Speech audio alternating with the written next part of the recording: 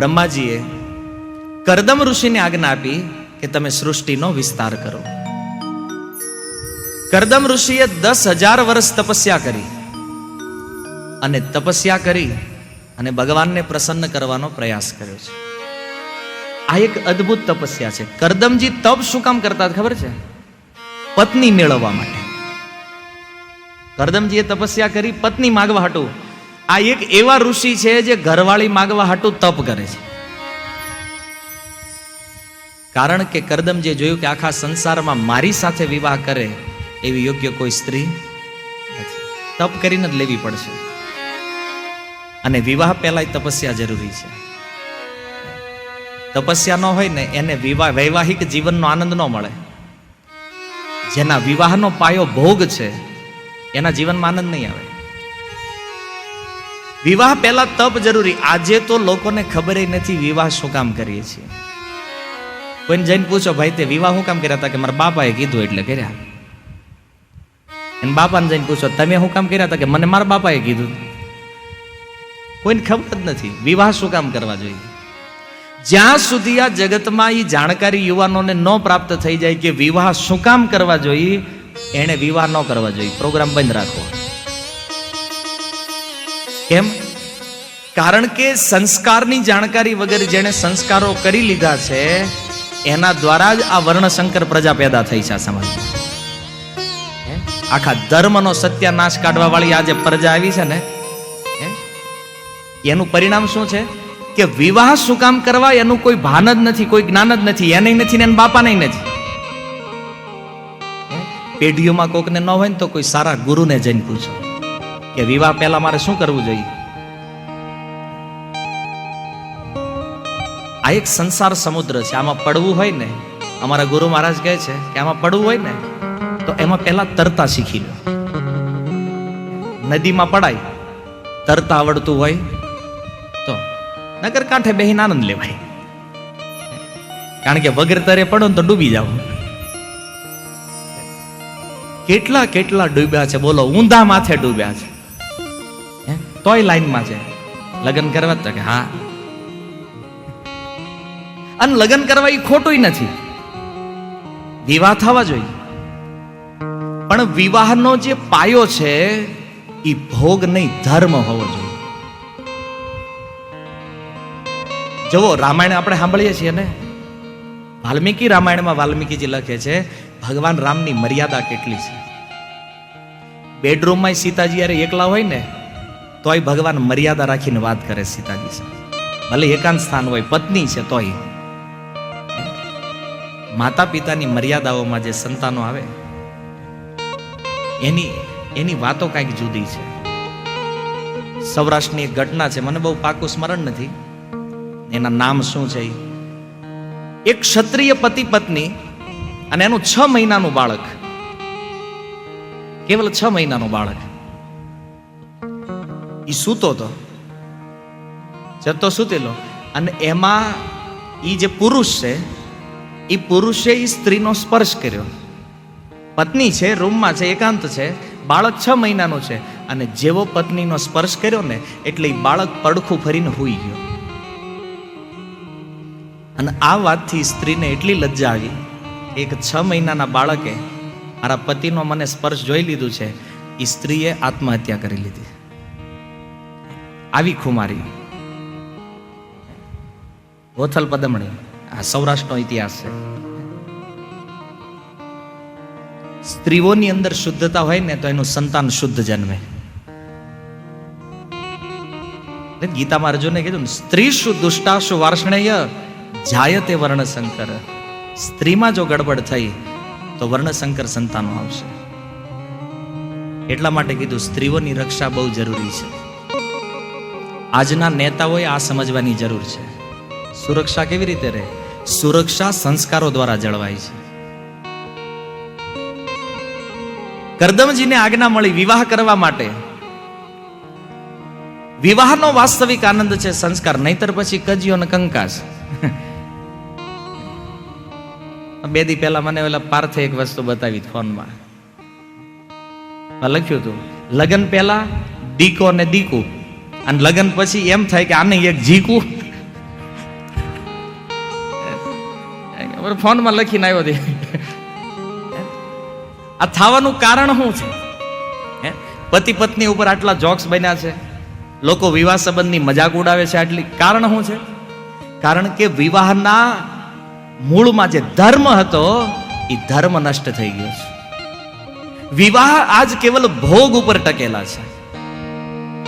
બેયને એમ થાય કે એકબીજાને જીગવી. આ ગૃહસ્થ નથી, આ ગૃહમેધી છે. આજની ગૃહસ્થીમાં કોઈ સુખી નથી, કારણ માત્ર એક, પાયો ભોગ છે. ભક્તિ કરો, પત્નીને ભક્ત બનાવો, બાળકોને ભક્ત બનાવો, આ ગૃહસ્થ જીવનનો આનંદ છે. એવા ગૃહસ્થમાં જીવવાની એક મજા છે. અને એમાંય જો નિષ્કામતા આવી ગઈ ને, તો ગીતામાં ભગવાને કીધું કે એક નિષ્કામ કર્મ વાળા વ્યક્તિ, એક નિષ્કામ કર્મ કરવાળો વ્યક્તિ એક સંન્યાસી કરતા શ્રેષ્ઠ છે. ગીતા બોલે છે. કોઈ નીચું નથી, કોઈ ઊંચું નથી. બ્રહ્મચારી હોય, ગૃહસ્થ હોય, વાનપ્રસ્થ હોય કે સંન્યાસી હોય, ચારેય કરવાની છે ભગવાનની ભક્તિ, તો જ સુખ મળે. સંન્યાસ લઈને દંડા પકડીને એમના માટા મારતા હોય, ભક્તિ ન કરે, શું લાભ છે સંન્યાસ? ચારેય વર્ણાશ્રમમાં ભક્તિ જરૂરી છે. એટલે કવિરાજ ગોસ્વામી કહે છે, ચારી વર્ણાશ્રમી યદિ કૃષ્ણ નાહી ભજે, સહિત પાપી રવરવ પડી મરે. ચારેય વર્ણાશ્રમ વાળાએ જો ભજન ન કર્યું ને, તો નરકમાં જશે. ભલે ગમે લેવલ નો હોય, ગમે આશ્રમ નો હોય. પોતાના આશ્રમમાં રહી અને મનને ભગવાનમાં કેમ લગાડવું ને, આ ભાગવત કહે છે. ભગવાન પ્રસન્ન થયા. કરદમજીએ સ્તુતિ કરી અને ભગવાને, કરદમજીએ માગ્યું નહીં, પ્રસન્ન થઈને જ કહી દીધું કે આજથી બીજા દિવસે આ બ્રહ્માંડના જે રાજા છે મનુ મહારાજ, પોતાની કન્યાને લઈને આવશે અને તારી સાથે વિવાહ થઈ જશે. માગ્યા પહેલા જ ભગવાને આપી દીધું. કરદમજી બિંદુ સરોવરના તટે નાન્યાન રોકાઈ ગયા, જ્યાં તપસ્યા કરી છે. અને એની તપસ્યા એવી અદ્ભુત છે. કરદમજીની તપસ્યા જોઈને ભગવાન વિષ્ણુની આંખમાંથી આંસુઓ નીકળી ગયા છે. વિષ્ણુ કોઈ દી રોવે નહીં, પણ કરદમજીની તપસ્યા જોઈ તો ભગવાન રડે છે. એ તપને જોઈને એવી અદ્ભુત તપસ્યા કરી છે. ભગવાને વરદાન આપ્યું અને વરદાન અનુસાર મનુ મહારાજ પોતાની કન્યા દેવહૂતિને લઈને ત્યાં આવે છે. અને કરદમજી મનુ મહારાજનું વાણીથી સ્વાગત કરે છે. કારણ કે ઝૂંપડી કુટી આશ્રમ તો કઈ હતું નહીં, એક લંગોટ પહેરીને બેઠા જ ને. કાંઈ ન હોય ને સ્વાગત કરવા, તો માણસે વાણીથી સ્વાગત કરવું જોઈએ. વાણી તો હોય. વાણીથી ઉપર છે પાણી, પાણીથી ઉપર છે ભોજન, ભોજનથી ઉપર નહીં, પાણીથી ઉપર આસન, બેસવા માટે આસન દેવું, ભોજન આપવું, અતિથિ દેવો ભવ. મનુ મહારાજનું વાણીથી સ્વાગત કર્યું. મનુ મહારાજે કરદમજીની પ્રશંસા કરી કે તમારા તપનું તેજ ત્રિભુવનમાં ફેલાયેલું છે. મારી એવી વિનમ્ર પ્રાર્થના છે કે મારી કન્યા જે છે દેવહૂતિ, એનો તમે સ્વીકાર કરો. હવે સંબંધ ક્યાં થવા જઈ રહ્યો છે? એક છે મનુ મહારાજ, આખા બ્રહ્માંડના અધિપતિ, એક લોકના નહીં, 14 લોકના અધિપતિ મનુ મહારાજ, અને એની કન્યા દેવહૂતિ. અને સામે મૃત્યુ કોણ છે? બોલે જેને એક ઝૂંપડું નથી રહેવા માટે ઘરે. આના વિવાહ થવા જઈ રહ્યા છે. ભાગવતનો અજર અમર સિદ્ધાંત આજના માતા પિતાએ સમજવા જેવો છે. તમારી સ્થિતિ ગમે એવી હોય, તમારી કન્યાને જો સુખી કરવી હોય ને, ભગવાનના ભક્ત સાથે વિવાહ કરી દો, જીવનમાં ક્યારેય દુખી નહીં થાય. 5 વાર જોવા જાય, અને 5 10 વાર જોવે ને, સંબંધ થયો હોય ને અઠવાડિયું થાય ને ત્યાં કે નહીં ફાવે. આવા યુવાનોને કહેવું જોઈએ, તારા બાપાને પૂછે ને કેમ ફાવ્યું છે. 8 દિવસમાં નહીં ફાવે. આ અધોગતિનું એક મહાન લક્ષણ છે. આપણી સંસ્કૃતિ શું છે? એક વાર ખાલી વાત થઈ ગઈ કે આની હારે વિવાહ કરવાના છે, હજી થયા નથી, ઈ સ્ત્રી માની લેતી આજીવન આજ મારો પતિ છે, બીજો પુરુષ નહીં ચાલે ક્યારેય. આ ભારતીય દર્શન છે. મનુ મહારાજે કીધું કે આ દેવહૂતિના વિવાહ હું તમને તમારી સાથે કરવા માંગુ, તમને અર્પણ કરવા માંગુ છું. અને એ જ સમયે કરદમજી જ્યાં બેઠા હતા એનાથી નીચેના આસને માતા દેવહૂતિ બેસી ગયા છે, નીચેના આસને. અને આજે કોઈ પૈસાવાળા બાપની દીકરી હોય ને, પતિને તો નોકરની જેમ રાખતી હોય.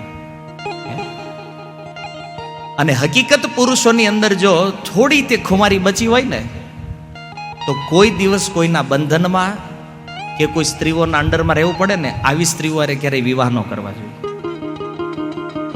આની કરતા એકલા રહેવું વધારે બેટર છે. આપણને એમ થાય આ લગ્ન કર્યા છે એણે તે હું ફાયદા કાઢી લીધા છે કે તમે રહી જવાના છે. કારણ કે સ્ત્રી જો પૈસાવાળી હોય ને તો એ પુરુષને કંટ્રોલ કરે. ધર્મની આનાથી મોટી બીજી વિપરીતતા કોઈ નથી ગૃહસ્થ ધર્મમાં. પત્નીનું કર્તવ્ય એ છે કે પતિને કોઈ દી ઓર્ડર ન કરવો જોઈએ. આજે આપણે કેવી ને પાણી તો કે પી લ્યો હાથે, આ અપરાધ છે પતિઓ પ્રતિ. સ્ત્રીઓએ ક્યારેય કોઈ કામ ન સીંધવું જોઈએ પતિઓને. એનું કર્તવ્ય છે સેવા કરવી. માતા દેવહૂતિ ખાલી કીધું, કોઈ પ્રશ્ન ન કર્યો પિતાજીને કે હું તો રાજમહેલમાં રહી ચૂકી છું, આટલા ભોગોમાં રહેવા વાળી હું, અને તમે મારા વિવાહ કોની યાર કરો છો એક ફકડ વ્યક્તિ સાથે. દેવહૂતિએ સ્વીકાર કર્યો કે નહીં, પિતાજીએ જે કર્યું છે એ ઓકે છે. આજે હાલો કોઈ ભક્ત પતિ મળે કે નહીં, કેવલ તમારા માતા પિતા કે તમારા વડીલો કે ન્યા જો કોઈ કન્યા વિવાહ કરી નાખે ને તોય જીવનમાં દુઃખી ન થાય ક્યારે.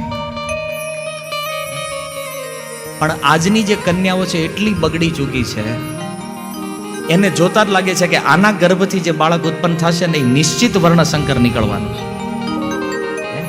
મોબાઈલ, ઇન્ટરનેટ, ગાડીઓ બધું હાથમાં મળી ગયું છે, ફ્રી સ્વતંત્ર.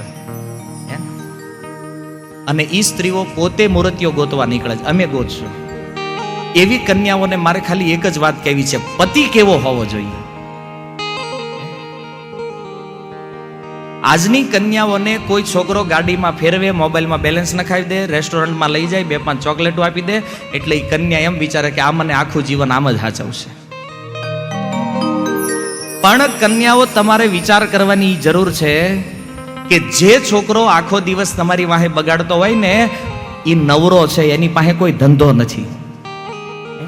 સારા છોકરાઓ ઓફિસમાં બેઠા છે, કામ કરે છે, મહેનત કરે છે. અને કામ કરે, મહેનત કરે એવા ત્યાં તમારે જવું નથી. અને ઓલા સડક છાપ ટપોરીઓ રખડતા હોય એની વાહે ભાગો છો અને પછી આંસુઓ પાડતા પાડતા આવો જ પાછા. અમારું જીવન નષ્ટ થઈ ગયું છે. સારા છોકરાઓની કમી નથી, આપણે જોતા નથી. માતા પિતાનું એ કર્તવ્ય છે પોતાના બાળકોને શિક્ષા આપે, સંસ્કારો આપે. જેના કારણે આ દિવસનો કોઈ આવીને એમ કે તમારી દીકરી ફલાણારી ભાગી ગઈ છે, કેવું લાગે છે સાંભળવા? જે બાપ કે ભાઈ આમ માથું ઊંચું રાખીને હાલતા હોય, પણ કોઈ દીકરી આવું કામ કરે ને બિચારો નીચે જોઈને હાલે છે. કારણ કે ત્યારે દીકરી દીકરી નથી જાતી હોતી, એના પિતાની, એના ભાઈની ઇજ્જત રોડ ઉપર જાતી હોય છે. કરોડપતિઓના ઘરમાં પિતાના સુખમાં રહે અને આવા સડક છાપ લોકો આરે ફરે. ક્યાં બુદ્ધિનું લેવલ ગયું છે એ તો વિચાર. કોઈ કુળની મર્યાદા નહીં, કોઈ સંસ્કારોની મર્યાદા નહીં. અને હવે જે સુરતમાં નીકળ્યા દુપટ્ટા મોટા ઉપર બાંધીને કોઈ ઓળખે નહીં, લેડીઝ બારવટિયા આપણે એને એવું કહી શકાય. પેલા ઓલા બારવટિયા બાંધીને આવતા ઘોડે, હવે આપણા લેડીઝ એ બારવટિયા જ લાગે છે, એમાં કઈ ફરક નહીં. બીજું શું વસ્ત્ર પહેરવું, શું ખાવું, શું પીવું, કોઈ ભાન નથી. આ બધાનું કારણ છે કે ગૃહસ્થ જીવનમાંથી સંસ્કાર નીકળી ગયા છે અને પાયો ભોગ થઈ ગયો છે. એટલા માટે ભાગવત જેવા શાસ્ત્ર સાવધાન કરે છે. માતા દેવહૂતિનું ચરિત્ર જો ભગવત ભક્ત સાથે વિવાહ થવા જઈ રહ્યા છે. કરદમજી કહે છે અમારા વિવાહ બ્રાહ્મ વિધિથી થશે. વિવાહની 8 વિધિઓ હોય, દૈવ, આર્ષ, પ્રાજાપત્ય, આસુર, ગાંધર્વ, રાક્ષસ અને પેચાશ. તો 8 જે લગ્નોની વિધિ છે એમાંથી બ્રાહ્મ વિધિ દ્વારા કરદમજી કીધું અમારા વિવાહ થશે. લગ્નની વિધિ થઈ. દેવહૂતિના રૂપનું એવું અદ્ભુત વર્ણન છે કે દેવહૂતિને જોઈને દેવતાઓય તે મોહિત થઈ જતા, એવી સુંદર સ્ત્રી. કરદમજીએ મનુ મહારાજને એક શરત આપી કે મારે ત્યાં કોઈ સંતાન જન્મ લેશે એટલે હું સંન્યાસ લઈ લઈશ. આટલું જ હું ગૃહસ્થ જીવનમાં રોકાઈશ. હવે કોઈ કન્યાના પિતાને એમ કહો કે પુત્ર ઉત્પન્ન થાય એટલે હું ઘર છોડીને વયો જાય, કોઈ દીકરી દેશે? આણે દીધી. કેમ? કારણ કે મનુ મહારાજ ભગવાનના ભક્તની મહિમાને જાણે છે. દીધી. દેવહૂતિએ સ્વીકાર કર્યો, વિવાહ થયા, કન્યાદાન. મનુ મહારાજ પાછા ફર્યા. મનુ મહારાજ પાછા ફર્યા અને આપણે હમણાં સાંભળ્યું કે એક મનુ મહારાજનું શાસન 71.42 ચતુર્યુગી ચાલે. તો એક પ્રશ્ન થાય ને, દેવહૂતિ તો ગયા, હવે એ મનુ મહારાજે કર્યું શું? 71 ચતુર્યુગ. 71 ચતુર્યુગ એને ભગવાનની કથા સાંભળી મનુ મહારાજે. કોઈ સાંભળી કે 71 ચતુર્યુગ કેવલ ભગવત કથા શ્રવણમાં વ્યતીત કર્યા. અને આ બાજુ વિવાહ થયા, તરત જ આપણે અહીં વિવાહ થાય એટલે પ્લાન બનાવે કેણપા ફરવા. કેપેબલ હોય તો અમેરિકા જાય, સ્વિટ્ઝરલેન્ડ જાય, થોડીક ઓછી કેપેસિટી હોય સિમલા મનાલી જાય, એનાથી થોડીક ઓછી હોય સાપુતારા વયો જાય. કંઈક તો પ્લાન બનાવે. અહીંયા પ્લાન શું બન્યો છે? તપસ્યા. કરદમજી તપસ્યા કરે છે. લગ્ન પછી તરત સમાધિમાં બેઠા અને સમાધિ ચાલતી ગઈ. 12 વર્ષ વયા ગયા. માતા દેવહૂતિ એની સેવા કરે છે. એક પ્રશ્ન થાય ને, સમાધિ કરતા હોય એની શું સેવા હોય? સેવા એટલે એને કોઈ વસ્તુની અગવડતા ન રહે, આજુબાજુમાં રહેવું, શરીર સાફ રાખવું, સ્થાન સ્વચ્છ રાખવું, આવી બધી સેવા કરી અને 12 વર્ષ વ્યતીત કરી દીધા પોતાની ચિંતા કર્યા વગર. સ્ત્રીઓનો સૌથી મોટો ધર્મ એ છે કે કદાચ પતિ ભક્તિ કરતા હોય ને અને એમ ન કરી હોય તો કાંઈ નહીં, પણ પતિ નડવું નહીં. મોટા મોટો પતિવ્રત ધર્મ કળિયુગમાં. પતિને નડવું નહીં, એ જ મોટા મોટો ધર્મ છે. અને આજ બધાનો પ્રોબ્લેમ એ જ છે. શું નડે છે? ગ્રહો? તા કે ના, તો પત્ની. મોટા મોટો ગ્રહ. એવો કોઈ ગ્રહ જ નથી આકાશમાં જે એટલું આપણને નડે જેટલું આવડા નડે. આ ભૌતિક લોકોની વાત છે. ભક્તોમાં સમસ્યા નથી. પ્રભુપાદ જયારે આવું કહેતા ને, તો પ્રભુપાદજીની એક શિષ્યા છે યમુના માતા, જેણે પ્રભુપાદને પૂછેલું.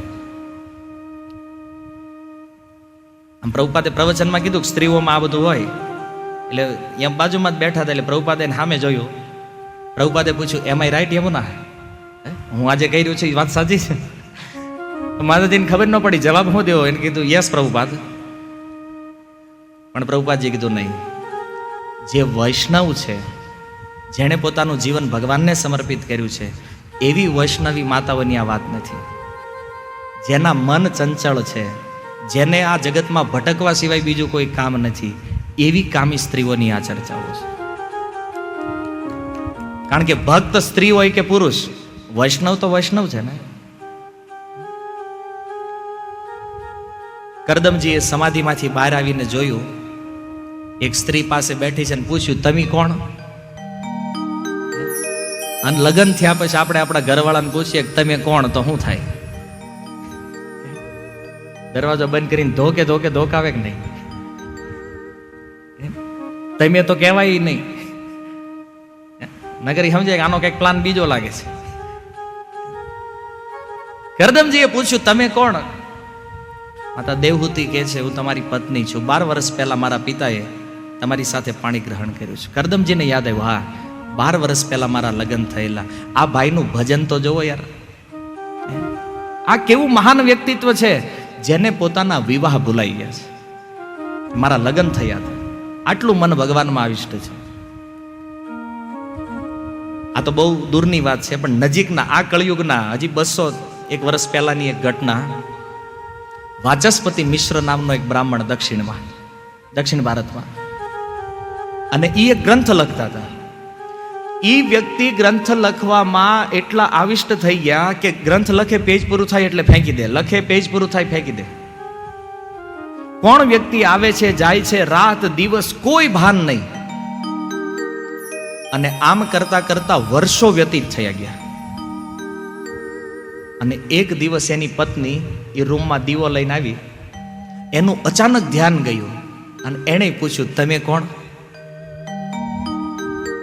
આ સમયની ઘટના. એને પૂછ્યું, તમે કોણ? ત્યારે એણે કીધું, હું તમારી પત્ની છું અને 25 વર્ષ પહેલા મારા તમારી સાથે વિવાહ થયા છે. એ કે અચ્છા, તો આજ સુધી તું જીવિત કેવી રીતે રહી? મેં તો કઈ કામ ધંધો કર્યો નહીં, તને ખવડાવ્યું નથી.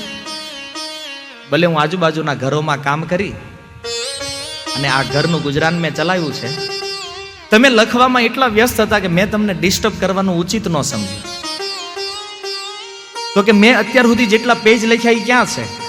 બોલે એને મેં ભેગા કરીને બહુ સારી રીતે સાચવી રાખ્યા છે. અને એ સાચવેલા ગ્રંથને લાવીને આપ્યા, એને વ્યવસ્થિત ગોઠવી એક ગ્રંથની રચના થઈ અને એ સ્ત્રીનું નામ હતું ભામતી. અને વાચસ્પતિ મિશ્રે જે ગ્રંથ લખ્યો એ ગ્રંથનું નામ એવું ભામતી વાચસ્પતિ. આજે વ્યાકરણ જગતમાં પ્રસિદ્ધ છે. વિચાર કરો, એ કેવા આવિષ્ટ થઈ જતા હશે આ લોકો, જેને પોતાની બાહ્ય શુદ્ધિ નથી રહેતી. ભક્તિમાં કરદમ ઋષિ એટલા આવિષ્ટ થયા. કરદમ ઋષિએ કીધું કે તમારું રૂપ, દેવહૂતિજીનું રૂપ બધું નષ્ટ થઈ ગયું, કારણ કે 12 વર્ષ વનમાં રહેવાનું. કરદમ ઋષિએ કીધું, કાંઈ વાંધો નહીં, સામે જે બિંદુ સરોવર છે એમાં સ્નાન કર, આજે હું તને ફરવા લઈ જાઉં છું. અને જુઓ, ભગવાનના ભક્ત જ્યારે ટૂર કરાવે ને તો કેવી હોય. દેવહૂતિજી જેવો બિંદુ સરોવરમાં પ્રવેશ કર્યો, અંદર 1000 સુકુમાર દાસીઓ. અને જેવું બિંદુ સરોવરમાં સ્નાન કર્યું, મનુ મહારાજ લઈને આવ્યા ત્યારે જે રૂપ હતું ને, એની કરતા સુંદર રૂપ પ્રદાન કર્યું દેવહૂતિજીને. એ 1000 દાસીઓએ સુંદર શ્રૃંગાર કર્યો. અને શ્રૃંગાર કર્યા પછી એ દેવહૂતિને લઈને આવ્યા તો જોયું તો બહાર એક અદ્ભુત વિમાનની રચના કરી છે. એક વિમાન, અને કેવડું વિમાન? મારા અંદાજે સુરત જેવડું હશે. સુરત જેવડું વિમાન, જેમાં 14 માળના બિલ્ડિંગો હતા. લખ્યું જ ભાગવતમાં વર્ણન છે. અમારા ગુરુ મહારાજે એક સેશન આ વિમાનના વર્ણનની કથા કરી છે. વિમાન કેવું હતું? એક દાસીઓને રહેવા માટે એક મહેલ હતો. અને વિમાનની મધ્ય એક સુંદર મહેલ, જેમાં નદીઓ હતી, સરોવરો હતા, પર્વતો હતા. આવું દિવ્ય વિમાન. અને એની સૌથી મોટી ખાસિયત, ગમે એ લોકમાં જઈ શકે, સૂર્યની આરપાર જઈએ કે એવું વિમાન. દેવહૂતિને કીધું, બેસો આમાં. કરદમ ઋષિ અને દેવહૂતિજી વિમાન લઈને નીકળ્યા. સ્વર્ગલોક, સૂર્યલોક, બ્રહ્મલોક, કૈલાસ, જેટલા જોવાલાયક બ્રહ્માંડના સ્થાનો હતા બધે ફેરવી દીધા. આપણે અમેરિકા લઈ ગયા હોય તો હવા કરતા હોય, એમ અમેરિકા લઈ ગયા ઠેક. લોકાંતરની યાત્રાઓ કરી કરદમ મુનિએ માતા દેવહૂતિને. અને અંતે માતા દેવહૂતિએ પ્રાર્થના કરી, પ્રભુ બહુ ભોગ થઈ ગયો, હવે ઘરે પાછા જાવું છું. કારણ કે ધરતીનો છેડો ઘર. માતા દેવહૂતિને પાછા લઈને આવ્યા. અને દેવહૂતિને પાછા લઈને આવ્યા, 9 કન્યાઓનો જન્મ થયો. કરદમજીએ કીધું, હવે હું સંન્યાસ લઈશ. ત્યારે માતા દેવહૂતિ જે વાત કરે છે, પ્રભુ આ તો કન્યાઓ છે, એક દિવસ ઘર છોડીને વહી જશે, મારા જન્મ મરણના શોકને દૂર કરે એવું કોક તો હોવું જોઈએ. કેટલી અદ્ભુત વાત કે તમે ભગવાનના ભક્ત છો, તમને ભગવાન મળી ચૂક્યા છે, પણ મારું દુર્ભાગ્ય તો જુઓ, તમારી જેવા ભક્ત પતિની પ્રાપ્તિ થઈ છતાં મારા જન્મ મરણના શોકને હું દૂર ન કરી શકી. માતા દેવહૂતિ કહે છે, મેં એવું સાંભળ્યું છે કે ભગવાનના ભક્તની સંગતિ કોઈ દી ફેલ જાતી નથી. પ્રભુ જો તમે મને છોડીને વયા જાઓ ને તો આ વાત ખોટી સાબિત થશે. તમે સાધુ છો, ભક્ત છો, પણ મારો તો ઉદ્ધાર ન થયો ને. માતા દેવહૂતિની પ્રાર્થનાથી. અને લોકો આજે માનો કે કોઈ પત્ની છે તો એ પોતાના પતિને જવા દેવા નથી. આજે જવું હોય તો અરે હરિદ્વાર ને થવા દેતી, બીજે ક્યાં જવા દે? શું કામ નથી જવા દે? કે આ વહી જાહે તો અમારું એટીએમ વયું જાહે. આપણા ભોગ કોણ પૂરા કરશે? પછી જેની સ્ત્રીઓ તો પતિની એટીએમ જ માને છે ને, અર્લી ટ્રાન્ઝેક્શન મશીન, જ્યારે જોઈ તે કાઢો. લોકોને પાલન પોષણની ચિંતા છે, ને દેવહૂતિની ચિંતા શું છે? કે હું જન્મ મરણમાં ફસાણી છું, જો તમે વયા જશો તો મારો ઉદ્ધાર કોણ કરશે? આ કન્યાઓ સાસરે વહી જશે, તમે વનમાં, અને હું તો જન્મ મરણના પ્રવાહમાં વહી જઈશ. હું તો માયા દ્વારા છેતરાઈ છું. તમારી જેવા પતિ મળ્યા છતાં મેં સંસારથી છૂટવાની ઈચ્છા ન કરી. જે સ્ત્રીઓને ભક્ત પતિ મળ્યા હોય ને, એણે પોતાના પતિથી આ સંસારથી છૂટવાનો માર્ગ પૂછી લેવો જોઈએ. આ પ્રયાસમાં આગળ વધવું જોઈએ. ભક્ત પતિ મળે પણ એનો લાભ ન લઈ શકે તો એ જીવન નકામું છે. દેવહૂતિની વાતથી કરદમજી પ્રસન્ન થયા અને એણે કીધું કે ભગવાનની ભક્તિ કરો, ભક્તિનો ઉપદેશ આપ્યો. પતિના આદેશથી દેવહૂતિ ભક્તિમાં લાગ્યા. સમય વીત્યો અને એક સમયે આકાશમાંથી અનાયાસ જળની વર્ષા થવા લાગી. વાદળો ગર્જના કરવા લાગ્યા. ગંધર્વોએ કરદમ ઋષિના આશ્રમ પાસે આવી અને નૃત્ય ગાન કરવા લાગ્યા છે. અપ્સરાઓ નૃત્ય કરે છે. આકાશમાંથી દેવતાઓ પુષ્પની વૃષ્ટિ કરવા લાગ્યા. બધી દિશાઓમાં આનંદ આનંદ. સુંદર જળાશયોનું જળ સ્વચ્છ થયું. અનંત જીવોના મનની અંદર પ્રસન્નતાનો ભાવ ફેલાઈ ગયો. સુખદેવજી કે જેવી રીતે કાષ્ઠમાંથી અગ્નિ પ્રગટ થાય એમ માતા દેવહૂતિના ગર્ભથી ભગવાન કપિલનો પ્રાગટ્ય થયું. બોલો કપિલ ભગવાન કી.